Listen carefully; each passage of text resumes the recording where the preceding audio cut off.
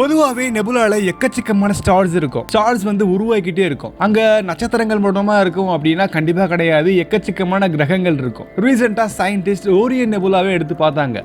அந்த ஓரியன் நெபுலால ஒரு வினோதமான கிரகம், அது ஒரு கிரகம் இல்ல 2 கிரகத்தை பார்த்திருக்காங்க. அதை நம்ம ஃப்ரீ ஃப்ளோட்டிங் பிளானட்னு சொல்லலாம். அதாவது அதுக்கு நட்சத்திரம்னு எதுவுமே இருக்காது. ஆனா 2 பிளானட்டுகள் ஒன்னு சுத்திக்கிட்டே வருது. அதை எதை மையமா வச்சு சுத்துது அப்படிங்கறது ஒரு மிகப்பெரிய கேள்விதான்.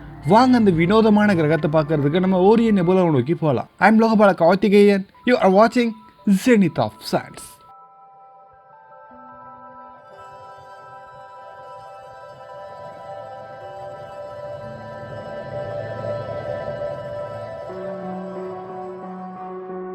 இப்போ நம்ம இந்த நெபுலாவை நோக்கி போகலாம். கண்ணை மூடி கண்ணை திறக்கிறதுக்குள்ள கிட்டத்தட்ட நம்ம 1344 ஒளியாண்டுகள் தொலைவில் இருக்கக்கூடிய நெபுலா கிட்டே இருக்கோம். இது ஒரு சின்ன கற்பனை தானே. ஸோ நம்ம அங்கே இருக்கோம்.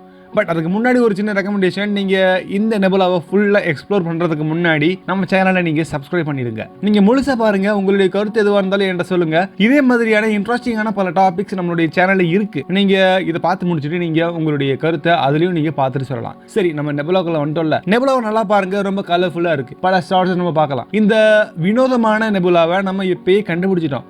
பட் இது நம்ம ரொம்ப அக்யூரேட்டாக பார்க்க ஆரம்பித்தது ரீசெண்டாக தான். இப்போது ஒரு சில வருடங்களுக்கு முன்னாடி தான். நம்ம கரெக்டாக சொல்லணும்னா ஹபிள் ஸ்பேஸ் டெலஸ்கோப் அது உருவானதுக்கு அப்புறம் தான். அதனுடைய அடுத்த தலைமுறை விண்வெளி தொலைநோக்கியான ஜேம்ஸ் வெப் ஸ்பேஸ் டெலஸ்கோப் அதை இன்னும் அழகாக தெளிவாக காட்டியிருக்கு. ஸோ இப்போ நம்ம வினோதமான கிரகங்கள் 2 பார்த்துருக்கோன்னு சொன்னோம் இல்லையா. ஸோ இந்த கிரகங்களை கண்டுபிடிக்கிறதுக்கு ஒரு மிகப்பெரிய உதவியை கொடுத்தது நம்மளுடைய ஜேம்ஸ் வெப் தான்.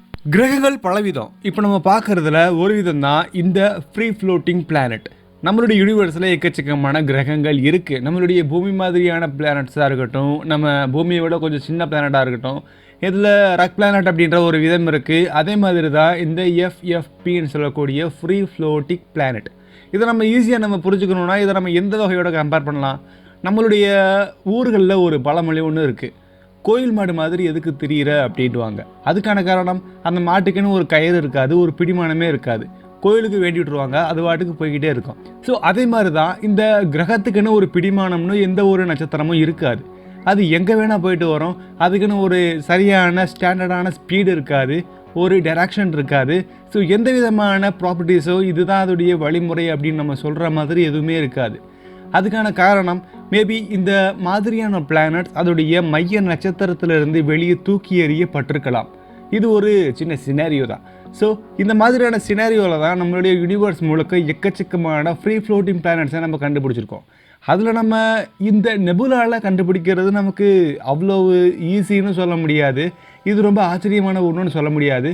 பட் இதோடைய ப்ளஸ் பாயிண்ட் என்னென்னா, நம்ம இது வரைக்கும் கண்டுபிடிச்சதில் ஃப்ரீ ஃப்ளோட்டிங் பிளானட் நம்ம ஒன்று தான் நம்ம மோஸ்ட்லி கண்டுபிடிச்சது ஒரு பிளானட் தான். அந்த ஒரு பிளானட் அதுக்குன்னு ஒரு சரியான ரியாக்ஷன் இல்லாமல் எல்லா இடத்துக்கும் போய்கிட்டே இருக்கும். பட் நம்ம இந்த நெபுலாவில் பார்த்தது ஒரு பிளானட் இல்லை, ஒரு பைனரி பிளானட்ஸ்ன்னு சொல்லலாம்.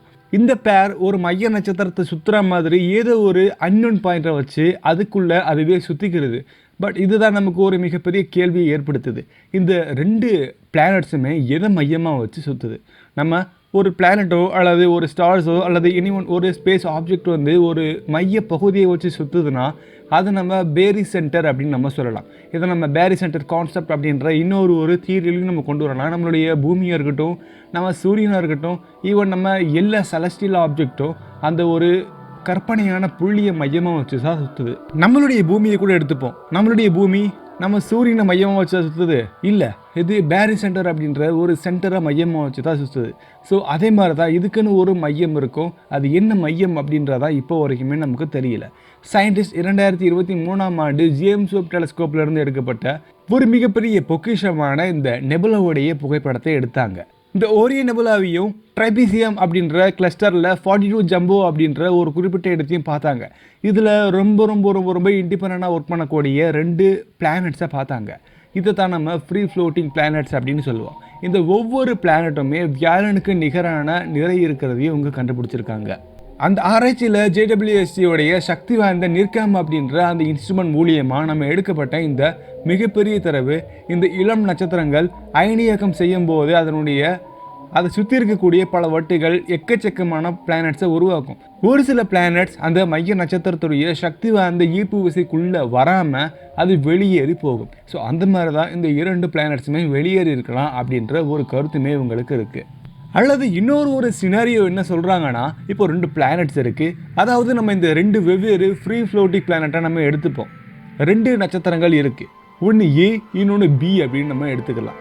ஏ அப்படின்ற நட்சத்திரத்தை மையமாக வச்சு தான் இந்த 2 பிளானட்ஸுமே சுற்றிக்கிட்டு இருந்திருக்கு.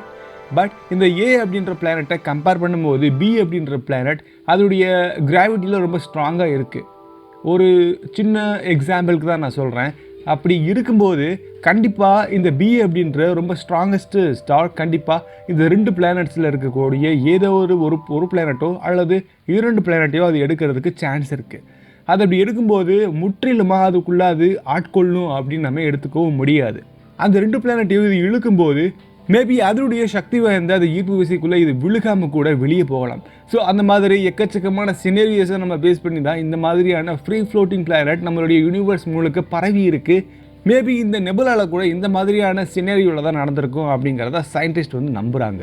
இதை நம்ம இன்னும் இன்டெப்த்தாக ஆராயணும்னா நம்ம வேறு ஒரு அப்சர்வேஷனுடைய உதவியை நாடியாகணும். VLAன்னு சொல்லக்கூடிய வெரி லார்ஜ் அரேவுடைய அந்த ரேடியோ மூலியமாக எடுக்கப்பட்ட எக்கச்சக்கமான தரவுகளை நம்ம இந்த ஜேம்ஸ் வெப்பில் எடுக்கப்பட்ட அந்த இமேஜோட டேட்டாவோட கம்பேர் பண்ணி பார்க்குறோம். இந்த டிஸ்கவரியுடைய முதன்மை ஆசிரியர் லூயிஸ் அப்படின்றவர் இதை பற்றி ஒரு சின்ன டேட்டாவை கொடுத்துருக்காரு. அதாவது நம்ம 2 வெவ்வேறு டெலஸ்கோப், ஒன்று அப்சர்வேஷன் இன்னொன்று டெலஸ்கோப் இருக்கு இல்லையா, இந்த 2 டேட்டாவையும் கம்பேர் பண்ணும்போது நமக்கு கிடைச்ச ஒரு முக்கியமான விஷயம் என்னன்னா, இந்த 2மே ரொம்ப பக்கமாக இருக்கும் தான் நம்ம நினச்சிட்டு இருந்தோம். பட் அன்ஃபார்ச்சுனேட்லி 2க்குமே இருக்கக்கூடிய டிஸ்டன்ஸ் ரொம்பவே அதிகம். கிட்டத்தட்ட 100 ஆஸ்ட்ரோனாமிக்கல் யூனிட்ஸ் டிஸ்டன்ஸில் பிரிச்சிருக்கு 2மே. பட் இருந்தாலுமே 2க்கும் இடைப்பட்ட அந்த இணைப்பு அப்படிங்கிறது ரொம்ப பாண்டில் அதிகமாகவே இருக்கு. ஸோ 100 ஆஸ்ட்ரோனாமிக்கல் யூனிட்ஸ் அப்படின்றத நம்ம இதோட கம்பேர் பண்ணுவோம். இதில் 1 ஆஸ்ட்ரோனாமிக்கல் யூனிட்ஸ் அப்படின்றது நம்மளுடைய பூமிக்கும் சூரியனுக்கும் நடுவில் இருக்கக்கூடிய டிஸ்டன்ஸ். ஸோ அதை நம்ம 100ஆல் மல்டிப்ளை பண்ணோம்னா எவ்வளோ இருக்குமோ அதுக்கு ஈக்குவலான டிஸ்டன்ஸில் 2 வெவ்வேறு கிரகங்கள் இருக்குது, 2மே பிணைக்கப்பட்டிருக்கு. பட் அதுக்குன்னு ஒரு மையம் எது அப்படின்றது நமக்கு இப்போ வரைக்குமே தெரியல. பட்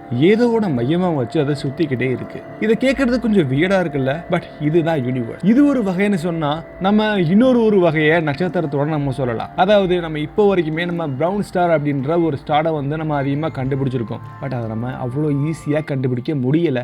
நம்மளுடைய யூனிவர்ஸ் முழுக்க அதிகமாக பரவி இருக்கு அப்படிங்கிற ஒரு தாட்டுமே நமக்கு இருக்கு. அதே மாதிரி தான் இந்த ஒரு பிளானட்ஸுமே நம்மளுடைய யூனிவர்ஸ் முழுக்க அதிகமாக பரவி இருக்கும். இன்கேஸ் அது மேபி நம்மளுடைய ஓன் மில்கி வே கேலக்ஸி ஃபுல்லாக இருக்கலாம், நம்மளுடைய சோலார் சிஸ்டத்தில் கூட இருக்கலாம், maybe R may not. So நம்ம ஃபியூச்சரில் அதை பற்றி இன்னும் நம்ம இன்டெப்த்தாக படிக்கும்போது தான் நமக்கு தெரியும். ஸோ உங்களுக்கு இந்த மாதிரி அதிகமான டேட்டாஸ் வேணும் இல்லையா? ஸோ மறக்காம நீங்க சப்ஸ்கிரைப் பண்ணிருங்க, பெல் ஐகானை கிளிக் பண்ணுங்க. இது எப்படி அன்பிரெடிக்டபிளா இருக்கு. அதே மாதிரி நம்மளுடைய வாயேஜர் அப்படின்ற ஸ்பேஸ் கிராஃப்ட் நம்ம ட்வின் பிரதர்ஸ்னு சொல்லலாம். 2 ஸ்பேஸ் கிராஃப்ட்மே நம்மளுடைய பூமியில இருந்து ரொம்ப ரொம்ப ரொம்ப ரொம்ப தூரமாக போய்கிட்டே இருக்கு. அதோடைய அப்டேட்ஸ் நீங்க தெரிஞ்சுக்கணும். தென் கண்டிப்பாக அதோடைய ஹெல்த் எப்படி இருக்கு, அது எந்த ஒரு ஸ்டாரை நோக்கி போகுது, நம்ம அனுப்பியிருக்கிற அந்த கோல்டன் ரெக்கார்டில் ஆக்சுவலாக என்னதான் இருக்குது, அதில் உங்களுடைய ஓன் லாங்குவேஜ் இருக்கா அப்படிங்கிறத நீங்கள் சரி பார்க்கணும்னா அதுக்கான லிங்க் இப்போ ஐகார்டில் இருக்குது. நீங்கள் மறக்காமல் கிளிக் பண்ணுங்கள்.